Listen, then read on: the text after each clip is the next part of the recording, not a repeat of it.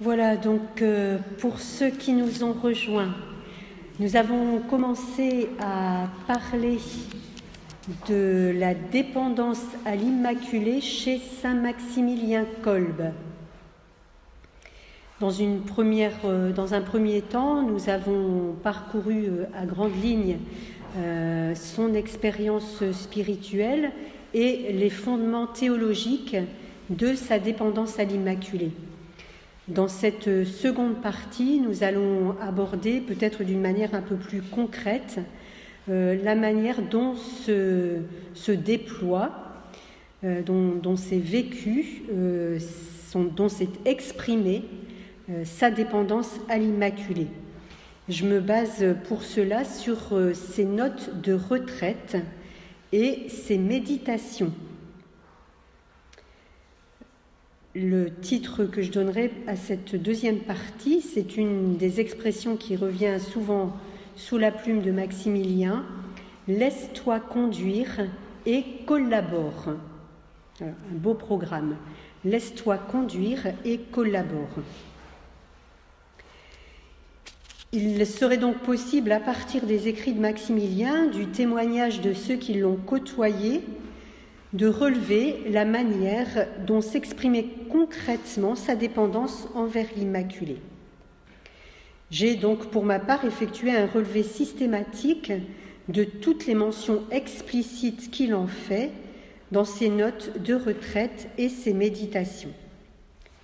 Ces notes s'échelonnent de l'année 1914, qui est, je vous le rappelle, l'année de sa profession solennelle à Rome, à 1933, l'année au cours de laquelle il envisage une fondation en Inde, fait un séjour à Rome, en rentrant en Pologne pour le chapitre provincial, puis repart au Japon. Tout ça la même année. Donc voilà, je ne vais pas en faire une présentation exhaustive, évidemment, mais relever seulement ce qui, de ces notes sobres et concises, me semble se dégager comme ligne de force. Alors, nous pouvons constater d'emblée que ces lignes de force sont déjà toutes présentes dans le règlement de vie que Saint Maximilien s'était donné au cours des exercices spirituels qu'il avait faits en 1920. Il s'était proposé à ce moment-là de relire chaque mois ce règlement de vie qui s'était élaboré au cours de sa retraite. Et nous retrouvons sans doute là ce qui constitue vraiment le cœur de sa dépendance à l'Immaculée. Alors, je vous en donne juste quelques points. Le premier point de sa règle de vie, je dois être un saint, le plus grand possible. C'est pas du minimalisme, oui. Voilà, je dois être un saint, le plus grand possible. Le deuxième point de sa règle de vie, la gloire de Dieu, la plus grande possible, moyennant le salut, ma sanctification personnelle la plus parfaite et celle de tous ceux qui vivent et vivront à l'avenir par le moyen de l'Immaculée. Le cinquième point de sa règle de vie, ta règle est l'obéissance. La volonté de Dieu par l'Immaculée. Tu es un instrument. Le 10e point, rappelle-toi que tu es la chose et la propriété absolue, inconditionnelle, illimitée, irrévocable de l'Immaculée. Qui que tu sois, quoi que tu aies ou puisses faire, tout ce que tu fais, pensée, parole, action, tout ce que tu supportes, choses agréables, désagréables, indifférentes, tout cela appartient entièrement à elle. Par conséquent, qu'elle en dispose à son gré et non pas selon le tien. De même, toutes tes intentions lui appartiennent, aussi qu'elle les transforme, qu'elle en ajoute d'autres, qu'elle les supprime comme elle veut. En effet, elle ne peut pas te faire de tort. Tu es un instrument entre ses mains. Aussi ne fais que ce qu'elle veut. Accepte tout de sa main. En tout, recours à elle comme un enfant à sa maman. Confie-lui tout. Occupe-toi d'elle, de son culte, de ses biens, et confie-lui le soin de toi-même et des personnes qui te sont chères. Reconnais que tu as tout reçu d'elle et que rien n'arrive sans elle. Tout le fruit de tes activités dépend de ton union avec elle, car elle est l'instrument de la miséricorde divine. Ma vie, chaque instant, ma mort, où, quand, comment, et mon éternité t'appartiennent totalement, ô Immaculée, fais-en ce qui te plaît. Enfin, le 11e point, je puis tout en celui qui me rend fort par l'Immaculée.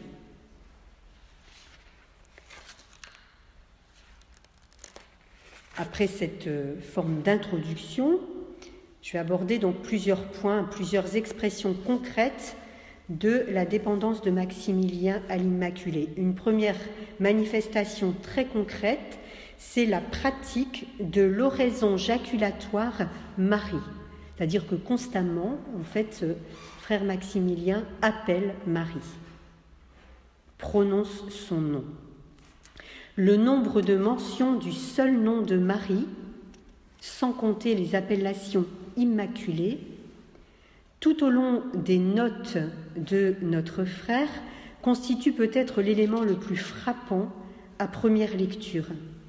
Il témoigne de l'importance quotidienne de la pratique de l'oraison jaculatoire Marie. Maximilien en fait même un point d'examen particulier, c'est-à-dire que quand il fait son examen de conscience au terme de sa journée, il vérifie qu'il a souvent prononcé le nom de Marie.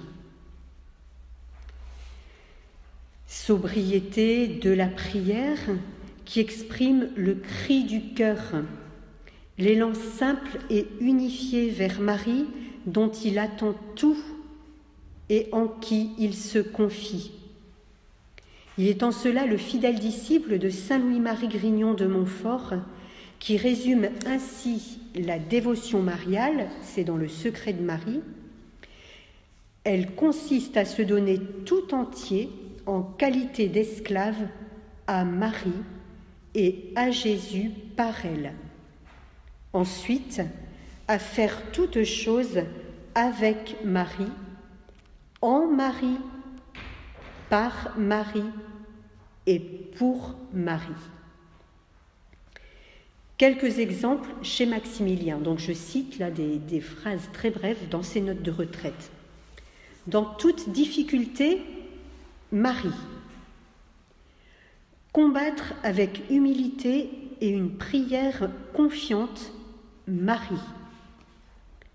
Avant le travail, Marie, pour le faire avec amour. Avant et après chaque action, au milieu des difficultés, Marie, afin qu'elle daigne la faire sienne et agir selon son gré. Avant, pendant, après l'action et dans les difficultés, Marie. Marie, Marie, Marie, elle est ta vie, avant le travail, au milieu des difficultés, à la fin de chaque action. Marie, afin que s'accomplisse sa volonté. Après une chute, recours à Marie Immaculée. Examen de conscience particulier, regarde avant tout si tu as récité l'oraison jaculatoire Marie. Recours plus souvent à Jésus par l'intermédiaire de l'Immaculée, spécialement par les oraisons jaculatoires. Si tu ne sais pas, ou si tu n'as pas la force d'accomplir la volonté de Dieu, récite l'oraison jaculatoire Marie, et elle fera chaque chose. Voilà pour le premier point.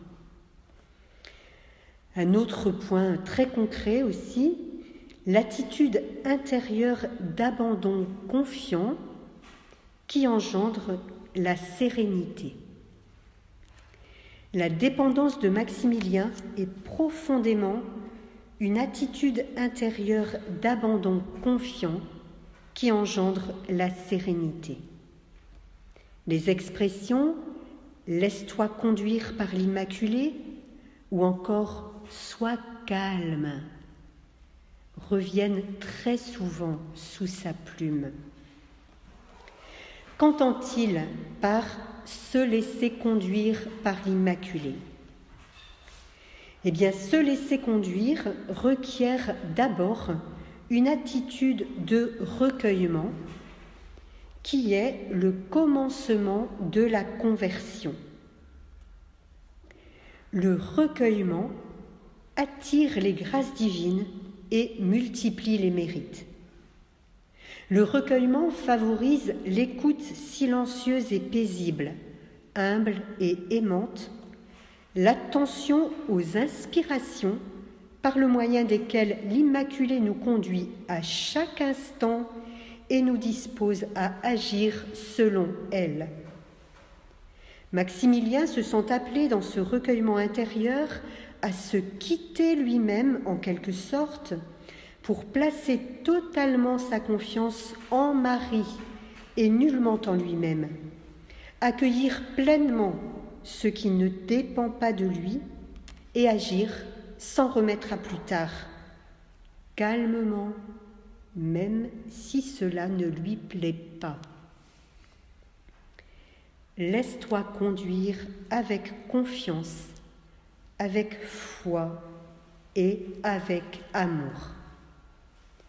Il s'agit, dans une attitude de foi et d'amour, d'abandonner à l'Immaculée soi-même et toutes choses sans se préoccuper pour l'amour de Dieu, de vivre en sa présence et de faire tout à Jésus présent dans le prochain. On peut constater chez lui une volonté permanente de se remettre dans la foi, sous le regard du Père de qui tout provient par l'Immaculée. La lutte contre le découragement et une ferme volonté d'avancer dans la confiance. Il écrit « Dieu non seulement sait et peut, mais surtout accomplit par l'Immaculée ce qu'il y a de mieux pour toi et pour les autres. » À travers l'Immaculée, ce sont en fait les mains de la miséricordieuse providence divine ou encore l'Esprit Saint en personne qui le conduisent. L'obéissance est alors le consentement d'amour qui collabore à l'œuvre divine que le regard de foi permet de reconnaître. Maximilien qualifie cet abandon à l'Immaculée comme devant être humble, aimant, agissant, confiant, illimité. Voilà toutes les qualités de son abandon à Marie. Un abandon humble, aimant, agissant, confiant, illimité. Et cet abandon doit aller croissant. Il écrit « Abandonnez-vous chaque jour davantage, avec une confiance illimitée entre les mains de Jésus et de l'Immaculée. » Cette invitation à une confiance illimitée est incessante. Il écrit « Ce sont ceux qui ont confiance qui obtiennent les grâces. Lorsque tu as moins de lumière et de courage, augmente encore plus ta confiance, puisque c'est justement alors que l'on voit que ce n'est pas toi qui fais quelque chose, mais Dieu par l'Immaculée. Et il le fait en tout, aussi bien dans la vie intérieure que dans la vie extérieure. Cette confiance totale en Dieu à travers l'Immaculée donne force et courage dans les difficultés. On n'a jamais entendu dire que ceux qui ont eu recours à elle aient été abandonnés. Parce que Maximilien a appris de la petite Thérèse l'amour de son propre néant et de sa faiblesse, et la confiance illimitée en la miséricorde divine dans l'Immaculée, parce qu'il ne veut rien faire par lui-même, mais tout recevoir de Dieu par l'Immaculée, parce que rien ne lui appartient, pas même la milice de l'Immaculée qu'il a fondée. Il sait qu'il peut tout. Ne te confie nullement en toi-même, écrit-il. Tu peux tout en celui qui te rend fort par l'Immaculée. Plus tu te sens faible, plus tu es fort. Il faut souligner cette confiance illimitée en la miséricorde divine, sur laquelle Maximilien Marie insiste tant. Dans son acte de consécration, c'est dans les mains si riches de miséricorde de Marie qu'il sait pouvoir devenir un instrument de son amour. Je le cite, « Dans la paix et avec pleine confiance dans la miséricorde de Dieu à travers l'Immaculée. Confiant dans la miséricorde divine par l'Immaculée, ne te préoccupe de rien et prie et travaille en restant caché. Ne perds jamais l'espérance. Elle ne refuse rien aux pécheurs, tandis que le Sacré-Cœur de Jésus ne sait rien lui refuser à elle. Confiance illimitée, puisqu'elle ne permettra pas que tu te perdes.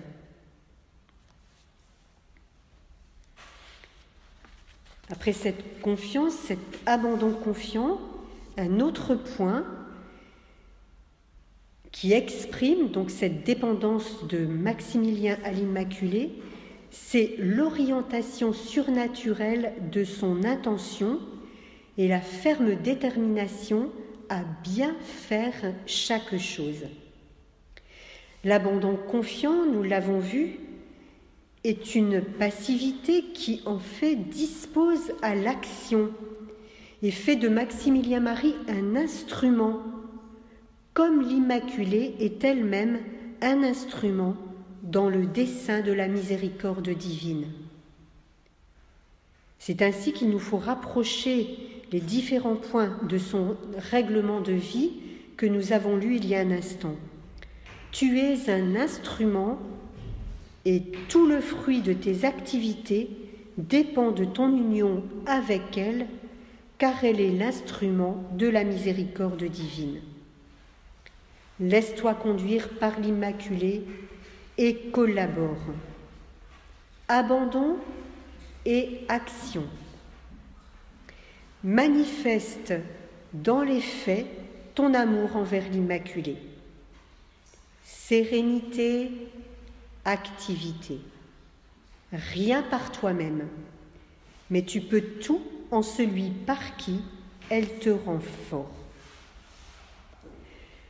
Cet agir donc de Maximilien se qualifie par la ferme détermination à bien faire chaque chose. Nous l'avons cité tout à l'heure en priant le chapelet. Il ne s'agit pas d'en faire beaucoup, il s'agit de bien faire ce que le Seigneur me confie. Qu'il s'agisse de mon devoir d'État, de la méditation, de l'étude, de l'office divin. Nous entendons là un écho à l'exhortation que Sainte Claire nous adresse. Ce que tu fais, fais-le bien. Pour Maximilien, bien faire, qu'est-ce que cela veut dire ? Eh bien, c'est faire les choses avec ordre. Il se donne un horaire journalier. C'est les faire avec amour et de bon gré, pas en traînant la patte ou en maugréant. C'est aussi les faire sans perdre aucun instant. en évitant par exemple des conversations inutiles. C'est les faire sans retard, mais en même temps en paix, avec sérénité, parce que toujours dans l'abandon, dans la confiance, dans l'obéissance à la volonté de Dieu par l'Immaculée. Bien faire, c'est aussi mener à bien chaque activité. Voilà, conduire chaque chose à son terme, ne pas m'arrêter en chemin. Faire ce que Dieu veut, quand il le veut, comme il le veut. C'est agir aussi dans le secret recommandé par Jésus, en cachette des hommes, non pas agir pour se faire voir, mais aimer, rester ignoré. S'appliquer à ce que l'on fait sans songer à nulle autre chose. Si tu t'aperçois que tu es distrait, dit-il, reviens avec calme à ce que tu étais en train de faire. En ce qui concerne la prière, il nous met face à notre responsabilité. Il écrit « Fidélité, exactitude dans les pratiques de dévotion. C'est par elles que nous obtenons les grâces. En récitant bien les prières, notamment l'office divin, tu rends gloire à Dieu et tu obtiens de très nombreuses grâces pour la Sainte Église, pour les autres, pour ton apostolat et pour toi-même. Que de conversion! Quelle responsabilité pour la négligence! Nous le voyons bien, c'est l'orientation surnaturelle de l'intention qui qualifie fondamentalement son agir. Maximilien Marie veille à purifier son intention, afin que son agir n'ait d'autre finalité que la plus grande gloire de Dieu par l'Immaculée. Je le cite encore. « Travaille pour le salut de ton âme et de celle des autres, pour la gloire de Dieu à travers l'Immaculée et non pour d'autres fins. Ne recherche pas la gloire. En toute chose est le souci de procurer à Jésus la plus grande joie possible, uniquement pour la gloire de Dieu, uniquement pour le Sacré-Cœur de Jésus et pour l'Immaculée, en ayant confiance en elle, par amour envers Jésus crucifié, sous la protection de l'Immaculée. Voilà comment frère Maximilien commence constamment à renouveler chaque chose dans le Christ par l'Immaculée. Enfin, le souci de sa sanctification personnelle et du salut des âmes. La dévotion à l'Immaculée est le moyen de s'engager à fond pour le salut des âmes. Il dit « Nous le voulons, lui, le Seigneur, pour qu'il règne sur nous. Règne sur moi, ô mon Dieu, et permets-moi de répandre ton règne sur tous les hommes par l'intermédiaire de l'Immaculée. » Maximilien veut étendre le règne de l'Immaculée dans les âmes, et par elle le règne du cœur de Jésus. Et pour cela, employer tous les moyens appropriés et ne laisser échapper aucune occasion, par la prière, par la plume, par l'exemple, la parole, la souffrance, par les humiliations, par l'oubli de soi, etc., etc.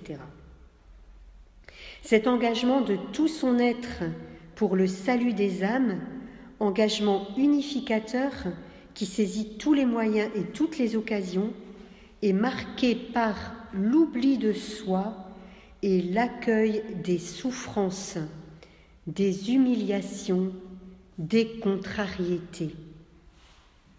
En réponse à la demande de Marie à Lourdes, il veut supporter les contrariétés en esprit de pénitence, ne pas s'affliger pour les contrariétés et les difficultés, recevoir de Marie tout ce qui arrive, avec l'humble disposition qu'elle eut au moment de l'Annonciation.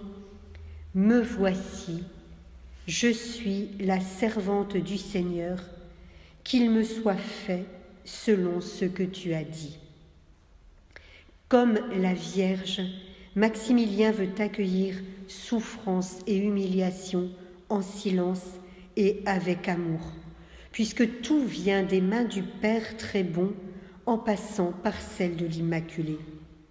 Souffre, prie et travaille pour l'Immaculée, et elle prendra soin de toi et de ceux qui te sont chers. Confie-lui à elle toutes tes souffrances, toutes tes fatigues. Quand tu souffres, engage-toi à réconforter Jésus dans tes frères. La Sainte Vierge Marie s'est conformée en toutes choses, désagréables ou agréables, à la volonté de Dieu, bien qu'elle ait éprouvé beaucoup de souffrances. Imite-la. Son souci de la sanctification des autres ne fait qu'un avec sa sanctification personnelle. Ce ne sont pas deux choses séparées. Je le cite encore. Ta sanctification personnelle est ta principale occupation. L'engagement pour la sanctification des autres doit venir de la surabondance de ton amour pour Jésus. Par l'Immaculée, tu arriveras à la sainteté. Invoque-la donc en toute nécessité.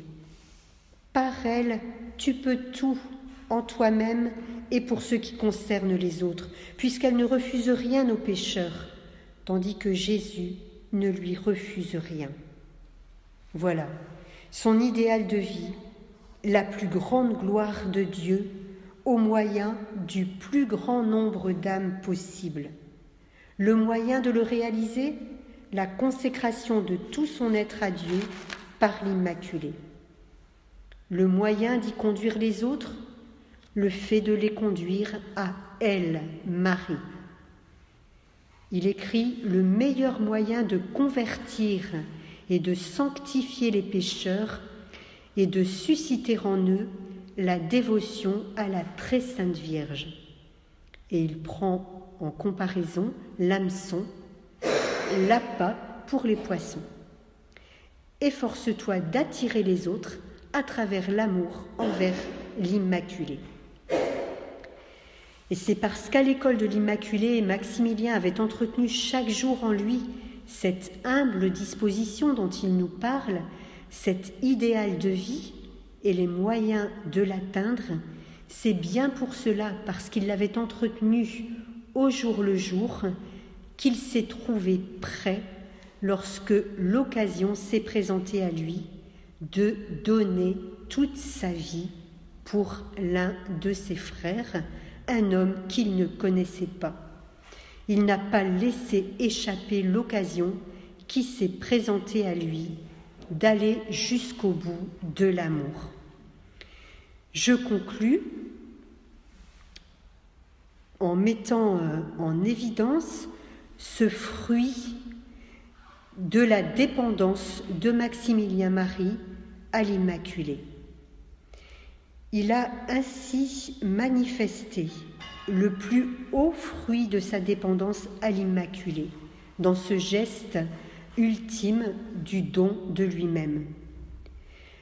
La dépendance de Maximilien à l'Immaculée a fait de lui un homme libre, c'est-à-dire capable de faire de sa vie un don pour les autres à la suite du Christ, à l'image du Christ. Saint Louis-Marie Grignon de Montfort avait en effet écrit dans Le secret de Marie : cette dévotion donne une grande liberté intérieure. C'est qu'il faut être en effet profondément libre pour poser l'acte qu'il a posé. Je cite encore Saint Louis-Marie Grignon de Montfort. Cette dévotion rend une âme vraiment libre de la liberté des enfants de Dieu.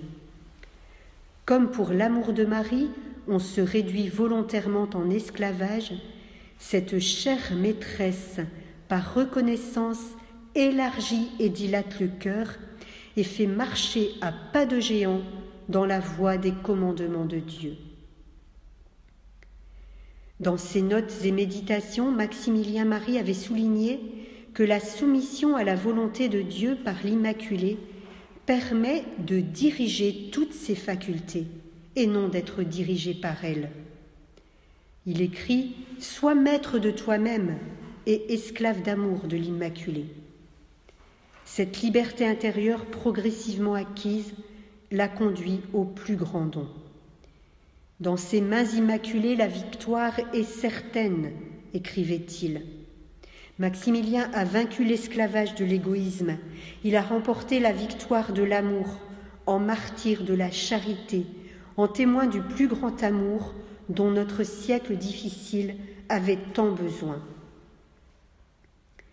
Lors de son premier voyage pontifical à Czestochowa, saint Jean-Paul II, évoquant l'acte d'esclavage total à la Mère de Dieu pour la liberté de l'Église en Pologne et dans le monde, prononça ces mots.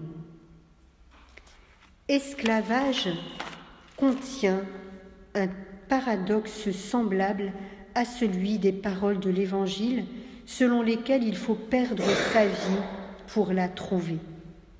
L'amour, en effet, constitue l'accomplissement de la liberté, mais en même temps, l'appartenance, c'est-à-dire le fait de ne pas être libre, fait partie de l'essence de l'amour. Toutefois, ce fait de ne pas être libre dans l'amour n'est pas perçu comme un esclavage, mais bien comme une affirmation de liberté et comme son accomplissement. L'acte de consécration dans l'esclavage indique donc une dépendance singulière et une confiance sans limite. En ce sens, l'esclavage, c'est-à-dire la non-liberté, exprime la plénitude de la liberté, de la même manière que l'Évangile parle de la nécessité de perdre sa vie pour la trouver en plénitude. Je termine par une autre citation de saint Jean-Paul II. On sait que l'auteur du traité de la vraie dévotion, donc saint Louis-Marie Grignon de Montfort, définit la dévotion à Marie comme une forme d'esclavage. Le mot peut heurter nos contemporains. Pour moi, dit saint Jean-Paul II, je ne vois là aucune difficulté. Je pense qu'il s'agit là d'une sorte de paradoxe. Comme on en relève souvent dans les évangiles, le mot « saint-esclavage » signifiant que nous ne saurions exploiter plus à fond notre liberté, le plus grand don que Dieu nous ait fait. Car la liberté se mesure à la mesure de l'amour dont nous sommes capables. Voilà la liberté. La liberté se mesure à la mesure de l'amour dont nous sommes capables. Et Jean-Paul II de dire, c'est cela, je crois, que Louis-Marie a voulu nous montrer. Et c'est ce dont saint Maximilien Marie a lumineusement témoigné. À nous de recueillir ce témoignage pour en vivre à notre tour. Pour terminer, une parole de Louis-Marie, une de Maximilien. Louis-Marie d'abord. L'expérience t'en apprendra infiniment plus que je ne t'en dis, et tu trouveras, si tu as été fidèle au peu que je t'ai dit, tant de richesse et de grâce en cette pratique que tu en seras surprise et ton âme toute remplie d'allégresse. Maximilien, je puis tout en celui qui me rend fort par les mains de l'Immaculée. Je peux simplement devenir un saint. Courage donc, et en avant dans la patience et dans la foi qui agit au moyen de l'amour. Je vous propose de terminer juste par un refrain. On va chanter l'acte de consécration, en fait. Ma vie en chacun de ces instants, ma mort, où, quand et comme tu voudras, mon éternité, tout est tien ô Immaculée.